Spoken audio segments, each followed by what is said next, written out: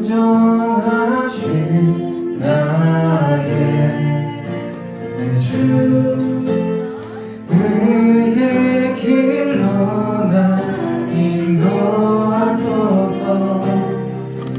행하신 모든 일 주님의 영광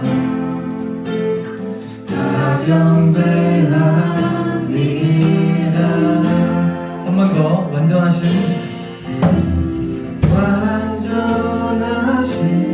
나의 주, 그의 길로 나 인도하소서. 행하신 모든 일 주님의 영광 다 경배합니다.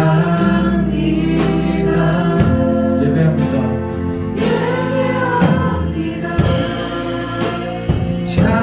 찬양합니다. 주님만 날 다스리소서. 예배합니다. 찬양합니다. 주님 홀로 높이 예배합니다. 찬양합니다. 주님만 날 다스리소서. 예배합니다. 찬양합니다. 주님 홀로 높이 받으소서. 예배합니다. 찬양합니다. 주님만 날 다스리소서. 예배합니다. 찬양합니다. 주님 홀로 높이 받으소서. 예배합니다. 찬양합니다. 주님만 날 다스리소서. 예배합니다. 찬양합니다. 주님 홀로 높임 받으소서. 아멘. 시간 우리 다 같이 자리에 일어나서 나는 주와 높이 찬양하겠습니다.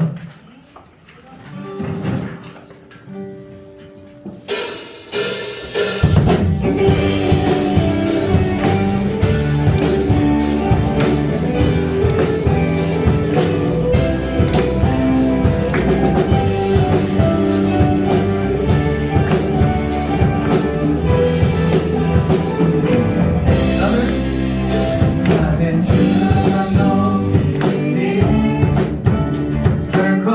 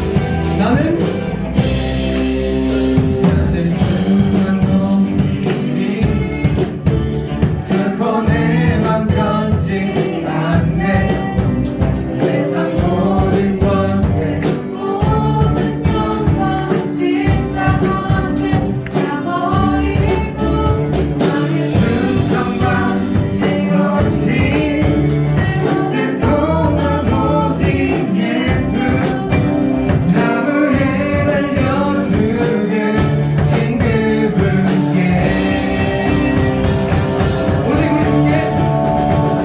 오직 우리 주께 내 믿음 소망 찬양 받기 합당한 분 오직 하나님과 함께 엎드려 경배하며 모든 한 번 더 내 믿음 소망 찬양 받기 합당한 분 만의 왕께 엎드려 경배하며 모두들이 나를 지으신 아버지 되시며 나를 구원하사 하늘의 상 주신 오직 우리 주님께 나 찬양하리 나 찬양하리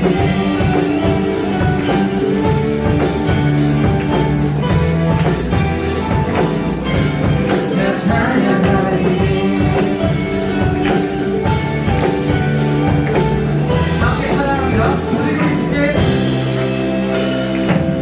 오직 우리 주께 오직 우리 주께 오직 우리 주께 오직 우리 주께 오직 우리 주께 오직 우리 주께 오직 우리 주께 오직 우리 주께 오직 우리 주께 오직 우리 주께 오직 우리 주께 오직 우리 주께 오직 우리 주께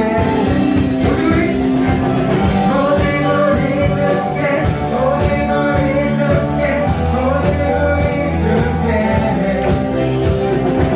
오직 우리 주께 오직 우리 주께 오직 우리 주께 나를 지으신 아버지 되시며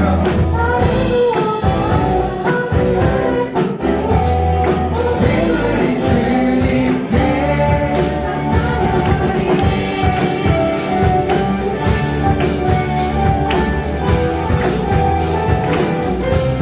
난 찬양하리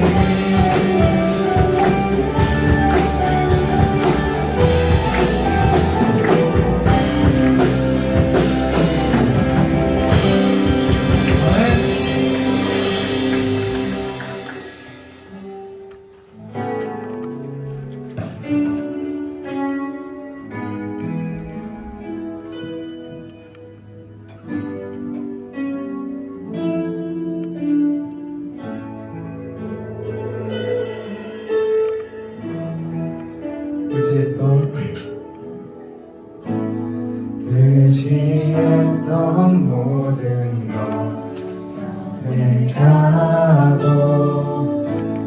억울한 마음을 거쳐가네 너 없이 살고 싶은 맘 주님 아시네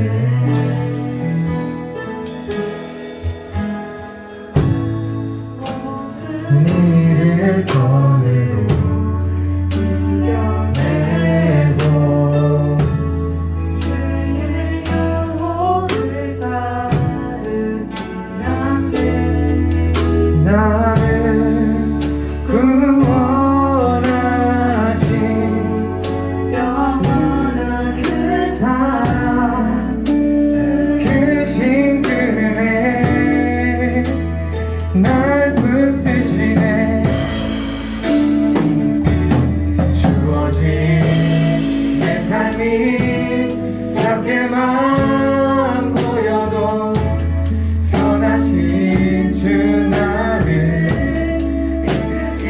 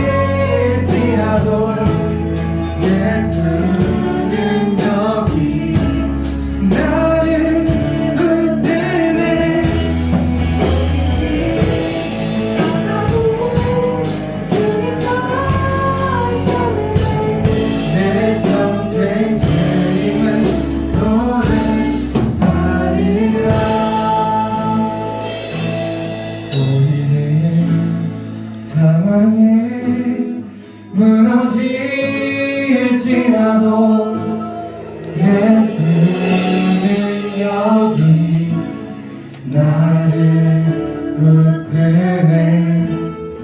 보이지 않아도 주님만 따르네. 내 평생 주님의 노래하리라.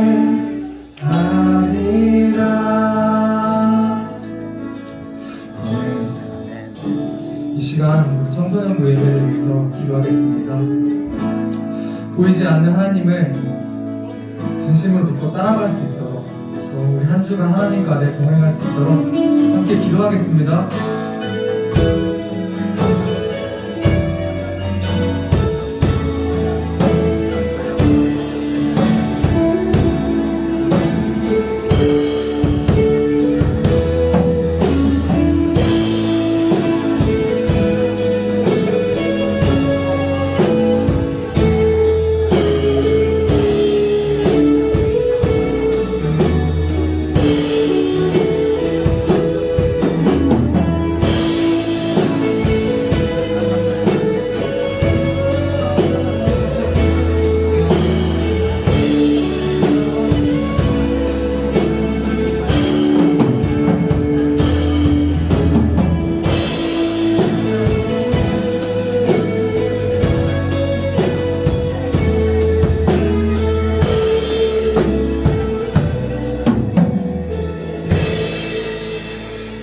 사도신경하심으로 예배 시작하겠습니다.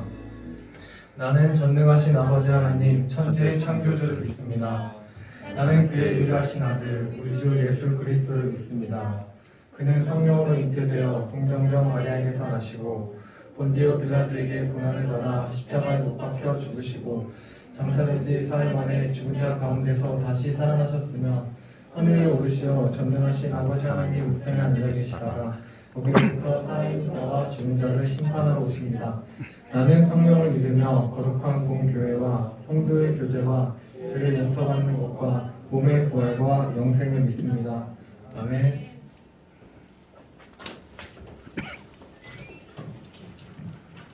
기도하시겠습니다. 하나님 감사합니다. 오늘도 주님의 은혜로 예배드릴 수 있게 해주셔서 감사합니다. 이번 한 주도 예수님을 잊고 살아왔던 사람들에게는 회개할 수 있도록 해주세요. 오늘 예배 모두 전심으로 하나님께 영광 드릴 수 있게 해주세요. 마치는 시간까지 함께 해주시고 예배에 힘써주시는 선생님, 차영팀, 성가대 모두 은혜 받게 해주세요. 감사드리며 예수님 이름으로 기도드립니다.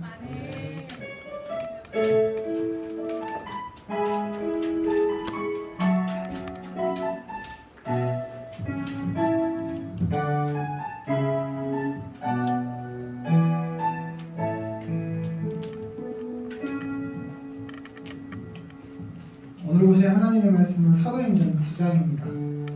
사도행전 9장 26에서 30절 말씀입니다.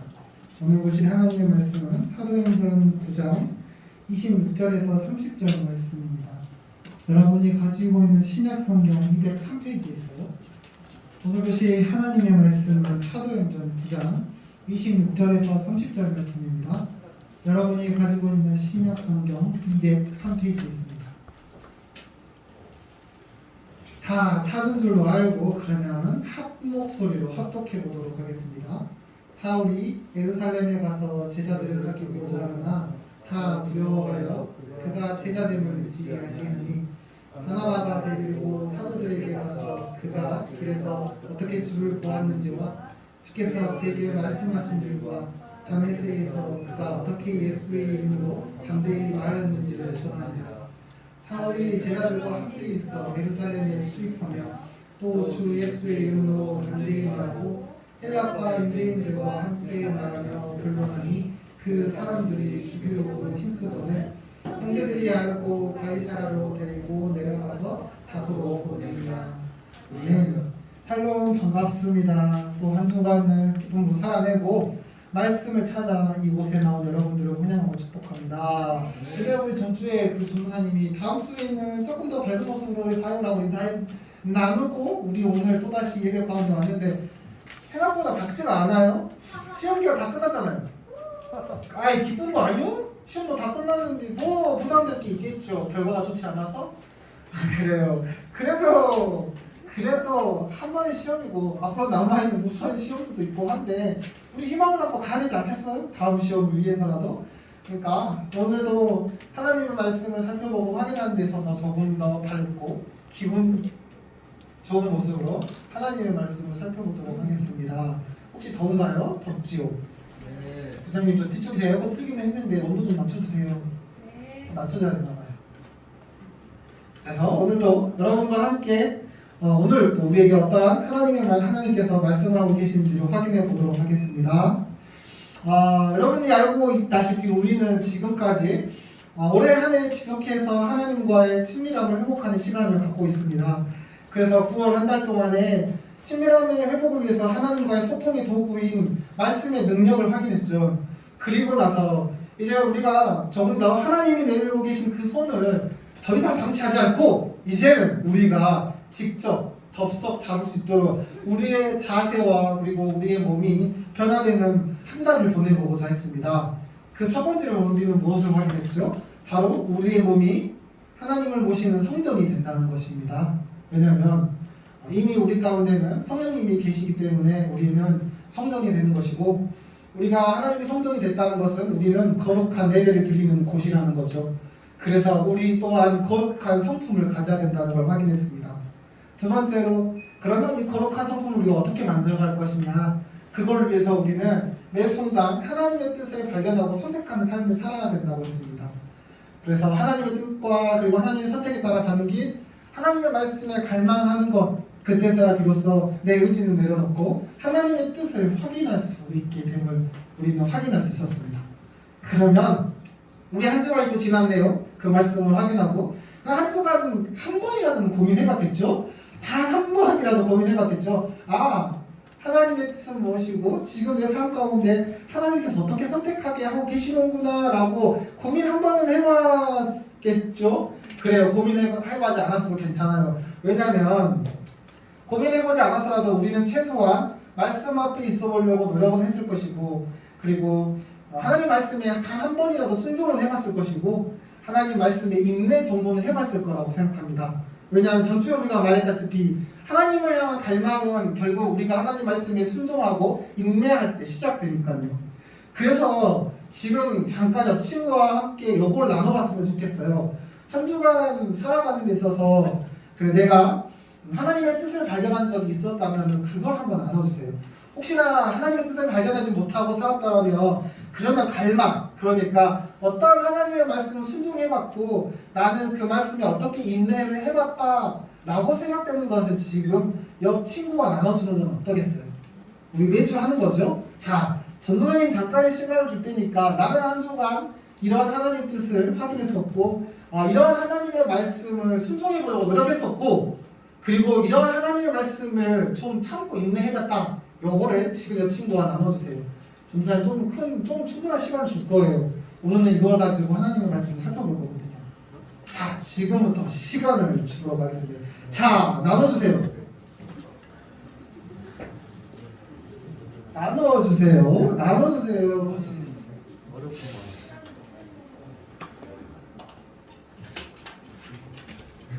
그래, 서영아 뒤돌아봐. 뒤에서 나누고 싶어 하잖아.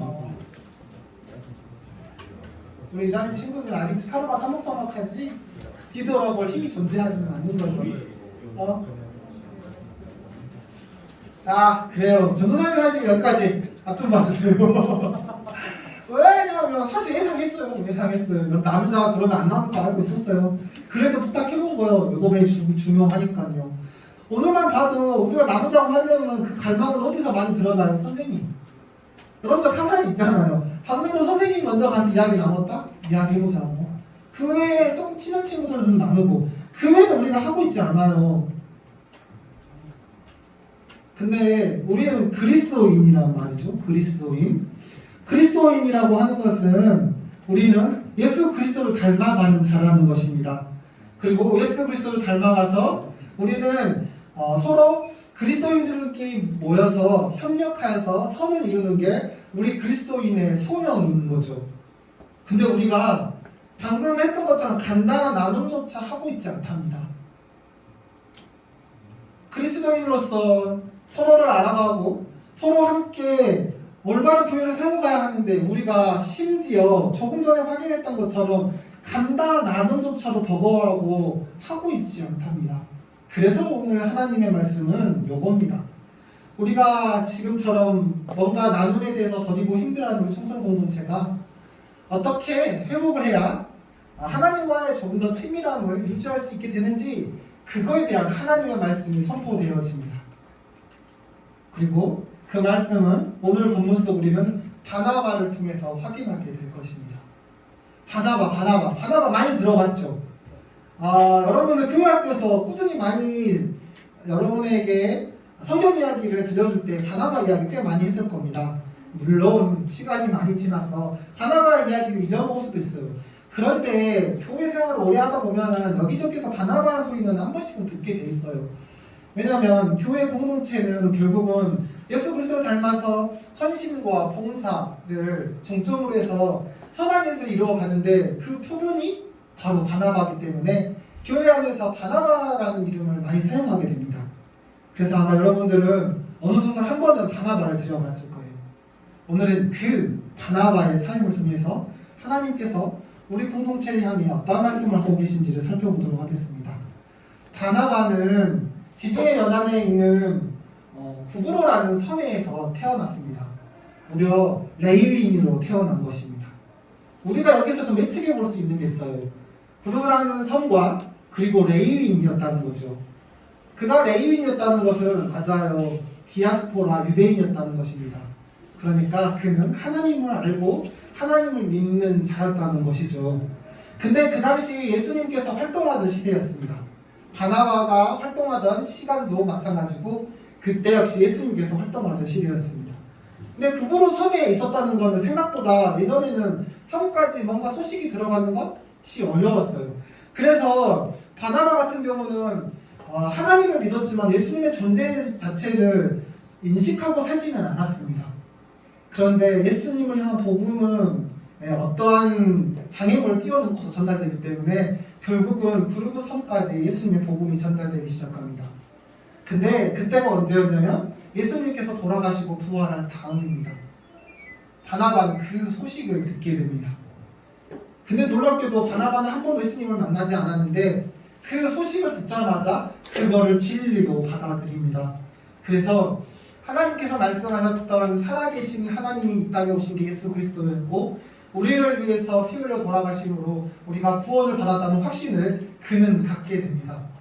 그와 동시에 그는 자기가 가지고 있는 전 재산을 팔아서 그 재산을 가지고 하나님을 전하고 하나님을 나라를 이루는 그 복음 전달 사역에 모든 재물을 헌신하고 결국은 예수님의 제자가 되는 길을 선택하게 됩니다.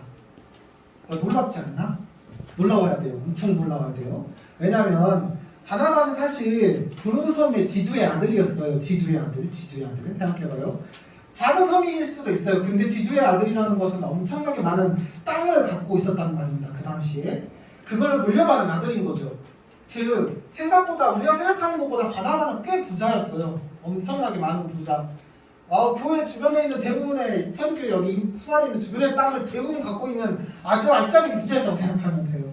그런 부자가 자신이 가지고 있는 모든 재물을 다 팔아서 그걸 가지고 예수님의 구원 사역에 뛰어들었다는 것입니다. 예수님을 한 번도 보지는 않았는데 그처럼 놀라운 일을 감당한 자가 바나바입니다. 그리고 이때 우리가 잘 알고 있는 바울도 첫 사역을 시작하게 됩니다. 바울은 그 전까지는 예수 그리스도를 믿는 자들을 핍박하는 자였습니다. 그래서 우리가 알고 있는 스데반을 죽였던 인물이기도 하죠. 즉 많은 그리스도인들을 핍박했고 그들을 고난 가운데 몰았던 자 그가 바울입니다. 근데 다메섹 석상에서 부활하신 예수님을 만나게 됩니다. 그때 바울의 삶은 180도를 변하게 되죠. 즉 그는 그동안 그리스도인을 핍박했다가 이제는 복음을 확인하고 복음을 전달하는 복음 전달자의 삶을 살겠다고 당당하게 고백합니다. 그 자리에서 우리는 이걸 놓고 바울의 핵심이라고 부르죠. 근데 바울에게는 문제가 있었어요.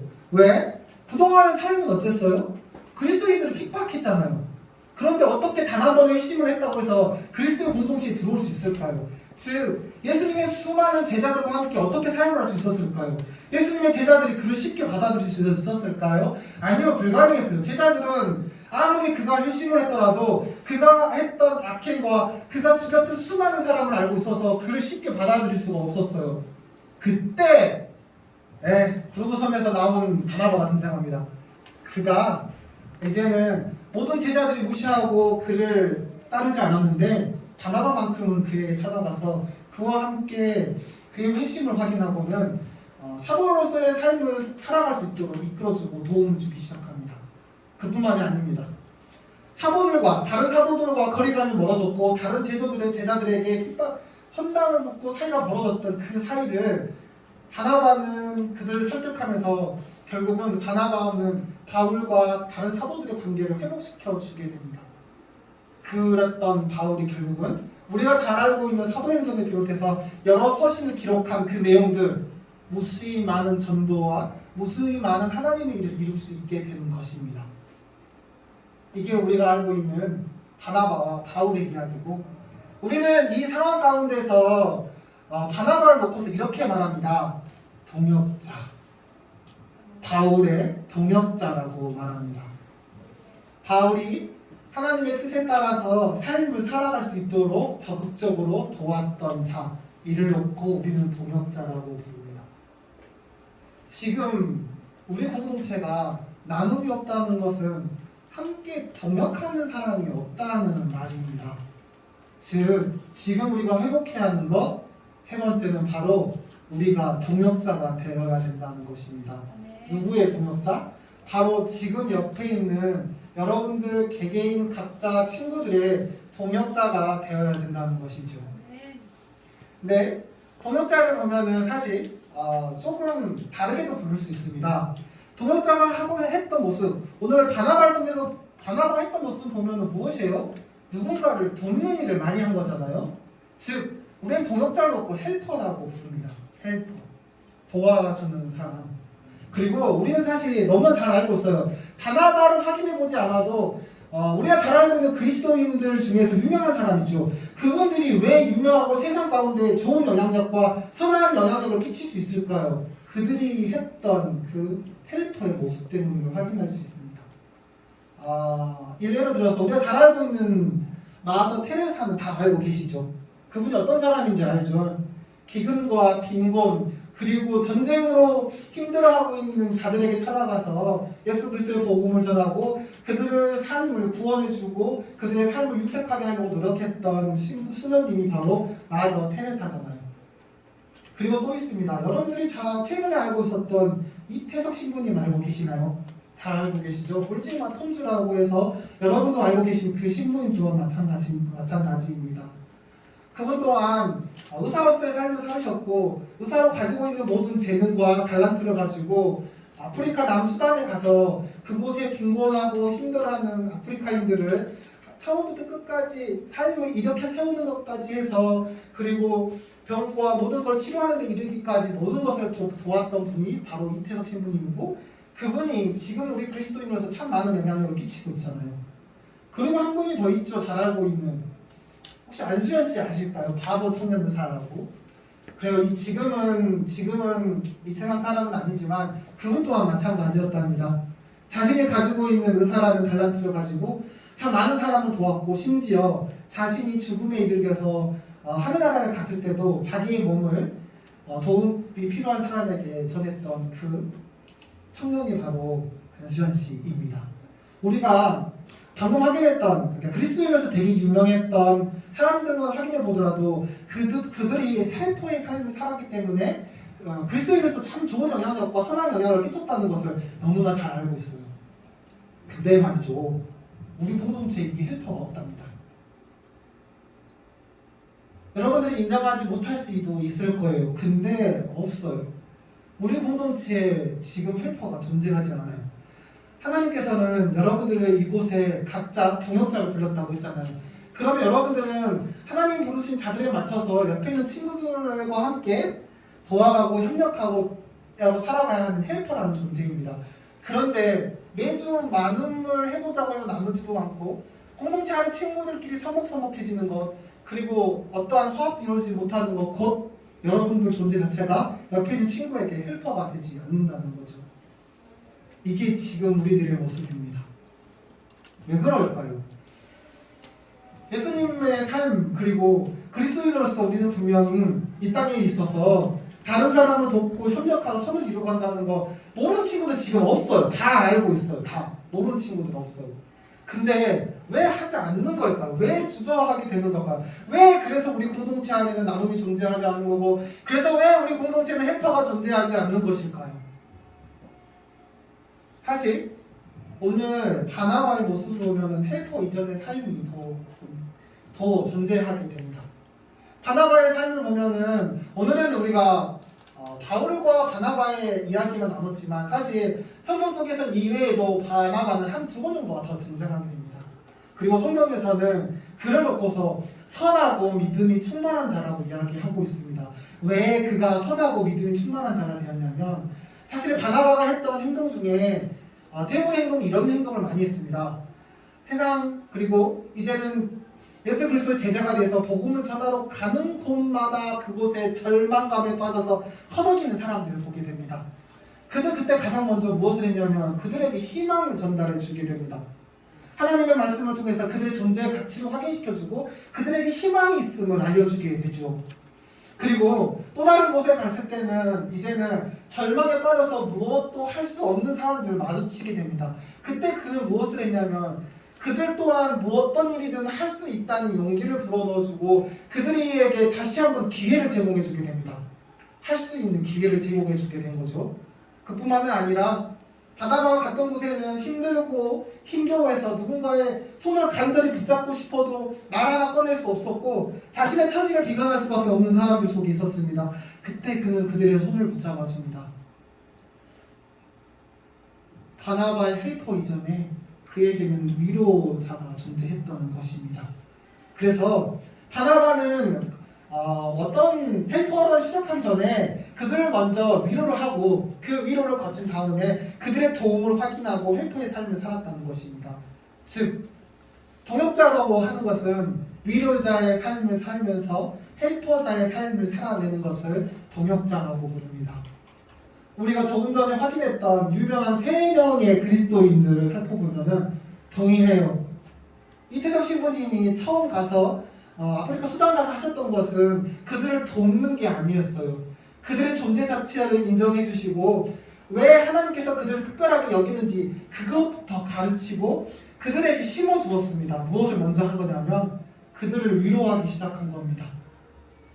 무엇인가 어떤 것도 할 수 없고 절망 가운데 있는 아프리카인들에게 찾아가 그들을 위로하기 시작했던 거죠. 그리고 나서 자신이 가지고 있는 의사라는 직업을 가지고 헬퍼의 삶을 살기 시작하는 겁니다. 마더 테레사 수녀님도 마찬가지죠. 전쟁과 기근으로 인해서 힘들어하던 인도에 찾아가셔서 그들의 삶을 먼저 위로하고 다독여주기 시작합니다. 그리고 그들의 마음의 문이 열렸을 때 그때 하나님의 말씀을 전하면서 헬퍼의 삶을 살아내게 되셨죠. 그리고 수많은 카톨릭 그 단체를 통해서 그 인도에 있는 나라를 섬기고 그곳에 있는 많은 기아와 힘들어하는 자녀들을 다시 한번 세우시는 역사적인 일을 감당하게 된 것이죠. 안수현 씨 역시 마찬가지랍니다. 그가 가장 먼저 했던 것은 자신이 가지고 있는 의사라는 직업을 드러내면서 치유하기 전에 사람들을 찾아갔고 그 사람들의 상황과 환경을 바라봐주고 이해를 하기 시작합니다. 그들에게 공감을 불러넣어주면서 그들을 위로했다는 것이죠. 그리고 나서 그는 자신이 가지고 있는 달란트로 헬퍼의 삶을 살아내게 되었습니다. 그때 세상 사람들은 그 그리스도인을 보고 하나님의 존재를 확인했고 지금도 많은 세상인들도 그분들을 통해서 하나님을 확인하고 있답니다. 근데 우리 공동체에는 여전히 헬퍼가 존재하지 않습니다. 왜냐하면 서로를 향한 위로가 존재하지 않으니까요. 즉 여러분들 존재가 아직 위로자 역할을 감당하고 있지 않으니까요. 하나님께서 이 공동체를 부르시고 옆에 친구를 놓아주신 것은 그래요. 동역자, 즉 위로자가 되어주고 헬퍼가 되어주라고 해서 여러분 곁에 준 거랍니다. 근데 우리는 그와 같은 하나님의 말씀을 철저히 무시한 채 그냥 나만의 삶을 살아가고 있을 뿐이잖아요. 근데 그곳에서 어떤 동역자가 일어날 것이고 그곳에서 어떤 하나님의 선한 일들이 일어날까요? 여러분이 생각하는 친밀함의 자리가 매우 어렵다는 거 전도사님도 잘 압니다. 우리 일주일에 딱 한 번 교회 나오는 거고 딱 그 중에서 1시간 나누잖아요. 1시간. 1시간, 일주일에 1시간 얼굴 보고 나서 어떻게 친해져? 불가능하잖아요. 그래서 더군다나 1시간 중에서도 나눔의 시간이 엄청 짧잖아요. 그것 가지고 우리가 어떻게 친해질 수가 있어요? 아, 절대 못 친해져요. 전도사님도 그렇게는 못 친해져요. 미안하지만. 그런데 나눔이 시작할 땐 조금씩 달라집니다. 나눔이라는 것을 잘 살펴보도록 하면은 나눔은 무엇일까요? 내가 가지고 있는 생각이나 내가 가지고 있는 아픔이나 내가 가지고 있는 두려움 여러 가지 것들을 친구에게 이야기할 수 있는 것 그런 걸 나눔이라고 하잖아요. 그때 상대방 친구는 그의 마음에 무엇이 생기는 걸까요? 우리가 나눔을 시작할 때 상대방에는 공감이라는 게 생기게 됩니다. 내가 그 친구 저 친구가 이와 같은 삶을 살고 있구나, 저 친구가 이것 때문에 많이 아파하구나라는 공감을 확인하기 시작합니다. 즉 우리 안에 나눔이 시작될 때 그 안에 공감이 깃들게 된다는 것입니다. 그리고 그 공감이 있기 시작하면 이제 우리는 저 친구와의 공감에 나도 참여하고 싶다는 갈망이 생기기 시작합니다. 왜냐하면 그 친구를 위로해주고 싶거든요. 그래서 나 또한 그 친구의 공감에 공감하고 싶다는 갈망이 생기죠. 그때부터 여러분의 모습은 달라져요. 즉 그때부터 우리는 그 친구를 위해서 우리의 삶을 투쟁하기 시작합니다. 그 친구를 위로하기 위해서 뭔가 맞춰가고 그 친구를 위해서 뭔가 애써가고 그 친구를 위해서 뭔가 헌신을 하려고 해요. 그게 지금 우리가 확인하고자 하는 친밀함의 모습입니다. 즉 우리가 너무나 쉽게 생각하고 있는 나눔이라는 것이 결국은 친밀함으로 이끌어가는 가장 기본이 되는 수단인데 우리가 이걸 생각보다 많이 등한시하고 있다는 거죠. 그러다 보니까 공동체 안에 친밀함이 존재하지 않게 되는 것이고 옆에 있는 친구는 그냥 함께 예배드리고 한 주가 잊혀지는 존재가 되는 것이고 결코 동역자가 되지 못하고 내 삶을 도와주지 못하고 나에게 위로조차 하지 못하는 존재가 되어서 한 주간 예배드리고 그냥 돌아가고 다시 또 무료하게 한 주간 살다가 돌아와서 또 그냥 얼굴만 보고 돌아가는 존재가 되어버릴 수밖에 없는 게 지금 우리들의 모습인 거잖아요. 왜? 우리한테 위로하는 마음이 존재하지 않으니까요. 지금 우리가 회복할 이 동역자의 모습에 여러분의 도움 이전에 위로가 필요합니다. 단순히 나눔의 시간이 자꾸 보잘것없는 거라고 생각하지 말아요. 그 나눔을 하기 시작할 때 우리는 어느 순간 공감을 확인하게 될 것이고 결국 친밀한 가운데 머물게 될 것입니다. 이처럼 우리는 이렇게 지속해서 한 달 동안 하나님과의 관계 회복 가운데 있으면서 우리가 스스로 어떠한 자세, 어떠한 행동을 가지고 살아야 되는지를 확인하고 있습니다. 우리는 첫 번째로 무엇이라고요?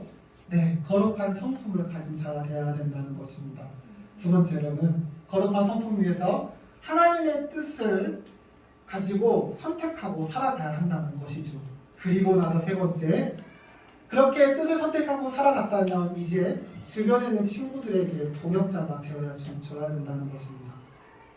동역자가 되어서 친구를 위로해주고 도움을 주기 시작할 때 여러분을 통해서 친구가 하나님을 볼 것이고 우리 공동체 안에서 살아계신 하나님이 드러나게 될 것입니다. 끝으로 그거 알아요? 우리가 지금 오늘 확인했던 동역자의 시작은 예수 그리스도이셨습니다. 물론 이 모든 것의 시작은 하나님이시지만 이 땅에 내려와서 맨 처음 동역자가 되어주신 분? 맞아요. 예수 그리스도이십니다. 우리라는 죄 많은 존재를 위해서 이 땅에 내려오셔서 한 인간이 되셔서 가장 낮고 낮은 곳에서 오셔서 우리와 동일하게 고함을 치고 외치고 동참해 주셨던 분 예수 그리스도시고 그 가운데 힘없고 나약하고 병든 자들을 치유하고 일으켜셨던 동역자 역할을 해주셨던 분이 예수 그리스도시고 세상의 정의가 사라져서 힘들고 역경 가운데 있어라도 그 가운데 하나님의 정의를 세우고 일으켜서 우리를 올바른 길로 이끌었던 가장 첫 동역자가 예수 그리스도였습니다. 그렇게 그는 우리를 위해 죽음을 선택하셨고 우리의 모든 도움과 우리의 모든 치료의 치료자가 되어 주셨습니다.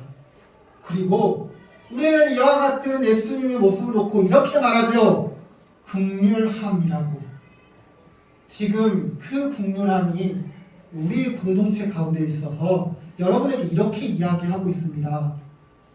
지금 고개를 돌려서 옆에 있는 친구를 바라봐 주라고. 그 친구 마음 가운데 분명 힘들어하는 부분, 어려워하고 있는 부분, 그리고 나누고 싶어하고 있는 부분, 나를 알아줬으면 하고 하는 부분이 존재하는데 그 부분을 공감해 주라고 합니다. 그리고 그 가운데 있으면서 그 친구가 힘겨워하면 같이 힘겨워하고 그 친구가 같이 눈물을 흘리면은 같이 눈물을 흘려주는 거고 그 친구가 고통 가운데 있더라도 같이 고통 가운데 있어줘 보라고 합니다.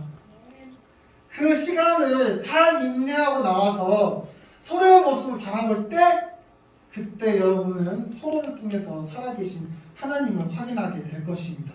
이게 하나님께서 여러분을 동역자로 불러주신 그 가장 아름다운 모습입니다. 기도하겠습니다. 전능하신 하나님 감사드립니다. 하나님께서 우리 동역자를 불러주셔서 이 위로와 도움의 손길이 될 수 있도록 인도하셔주네 주님 감사드립니다. 하지만 여전히 우리가 동역자보다는 나 혼자만의 삶을 살기 급급하고 서로의 모습을 챙겨보기 급급하기 이전에 내 만족을 채우기 급한 모습을 보이고 있습니다. 하나님 이제 최소한 우리가 타인을 이해할 수 있는 그 나눔만큼은 조금 더 마음을 열고 다가갈 수 있도록 인도하시옵소서. 그래서 그 나눔을 통해서 우리가 친밀함을 회복하고 결국은 서로에게 동역자의 삶을 살아내서 많은 그리스도인들이 유명한 그리스도인들이 그랬던 것처럼 우리를 통해서 하나님의 선하신 일들과 선하신 계획이 뜻 가운데 이루어져서 많은 사람들이 살아계신 하나님을 확인할 수 있도록 인도하시옵소서. 사랑하신 예수 그리스도 이름으로 기도드립니다. 아멘.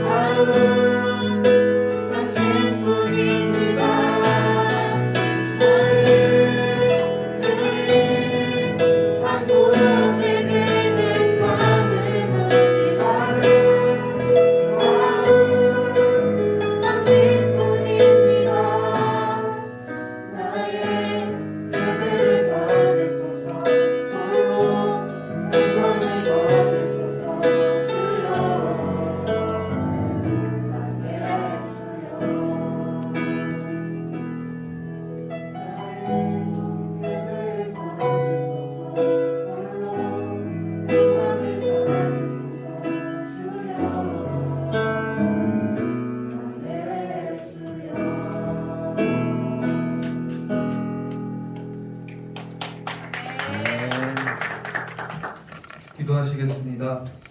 사랑하는 하나님, 오늘 주님의 은혜로 예배당에 나와 예배드릴 수 있게 해주셔서 감사합니다. 매일매일 주님의 자녀답게 살겠노라 다짐하지만 너무도 쉽게 넘어지는 저희들을 불쌍히 여기시고 다시 일어설 수 있는 힘 주시옵소서. 주님, 살아가다 보면 마음이 맞지 않는 사람들이 있습니다. 서로 험담하거나 생명을 죽이는 말을 하기보다 바나바가 성도들의 관계를 위해 힘썼듯이 서로를 위해 헌신하고 생명을 살리는 말과 행동을 할 수 있는 저희가 될 수 있도록 도와주세요. 그로 말미암아 예수님의 빛을 비추는 그리스도인이 되도록 도와주세요. 하나님, 이 시간 예물을 드립니다. 준비한 손길 하나하나 축복해 주시고 예물이 쓰이는 곳에 하나님의 사랑이 넘치길 원합니다. 감사드리오며 이 모든 기도 살아서 역사하시는 우리 주 예수 그리스도의 이름으로 기도드립니다. 아멘.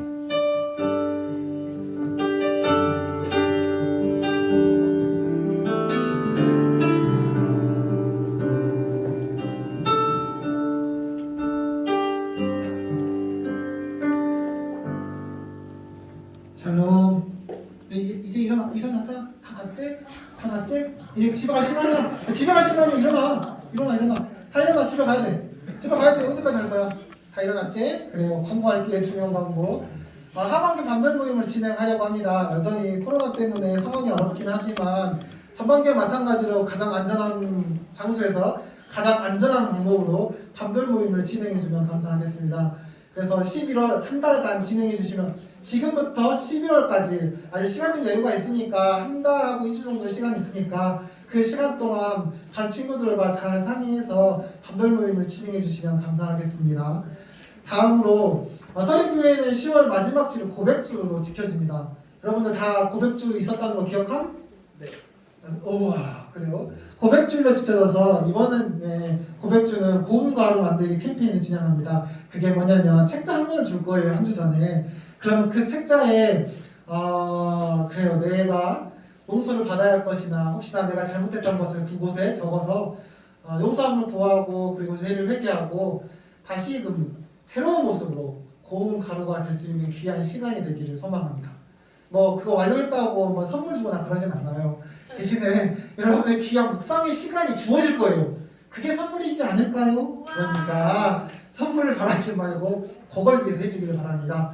그리고 그 다음 주 다시 추수감사를 맞이해서 우리 전주부터 계속해서 말하고 있는 월드비전 감사 챌린지가 진행됩니다. 이것도 마찬가지예요. 이것도 마찬가지로 한 주 전에 책자 한 권을 줄 거예요. 일주일 동안 감사를 나누고 감사를 기록할 수 있는 책을 줄 거예요. 그곳에 여러분이 한 주간을 살아가면서 감사한 내용을 꾸준히 적어놓고 묵상을 하면 됩니다. 물론 그것도 선물이 존재하지는 않아요. 다만 여러분의 삶이 조금 더 풍족해질 것이고 감사를 나눔으로써 여러분이 얼마나 소중한 존재인지 하나님에게 축복받고 있는 존재를 확인할 수 있는 귀한 시간이 될 것입니다. 그게 가장 큰 선물 아닐까? 감사합니다. 그래요. 그게 가장 큰 선물이 될 것입니다. 근데 혹시 아주 성실하게 기록을 했어. 그러면은 전도사님 뭔가 준비하겠죠? 그래요. 그러니까 혹시 나는 열정을 불사르면서 일주일을 그렇게 살아보겠다 하는 친구들은 꼭 기록해 주세요. 그러면 전도사님이 그 마음에 대한 또 다른 마음을 전달하려고 합니다. 알겠죠? 그러니까 전도사님 마음을 바라고 하는 게 아니라 하나님의 마음을 바라고 그 고운 가루 되기와 그리고 감사 챌린지에 신청해주면 참여해주면 감사하겠습니다. 끝으로 수원에서 여전히 찬양팀을 찾고 있습니다. 세대의 교체가 이루어지고 있는 이 상황 가운데 여러분의 적극적인 사명가 있어야 또 다른 세대의 찬양팀이 세워질 것입니다. 용기와 자신감을 가지고 신청해 주시길 바랍니다. 예, 그러면 주기도문과 함께 예배를 마치도록 하겠습니다. 하늘에 계신 우리 아버지의 이름을 거룩하게 하시며 아버지의 나라가 오게 하시며 아버지의 뜻이 하늘에서와 같이 땅에서도 이루어지게 하소서. 오늘 우리에게 일용할 양식을 주시고 우리가 우리에게 잘못한 사람을 용서하여 준 것 같이 우리의 죄를 용서하여 주시고 우리를 시험에 빠지지 않게 하시고 악에서 구하소서. 나라와 권능과 영광이 영원히 아버지의 것입니다. 아멘. 판별문 진행해 주세요. 감사합니다.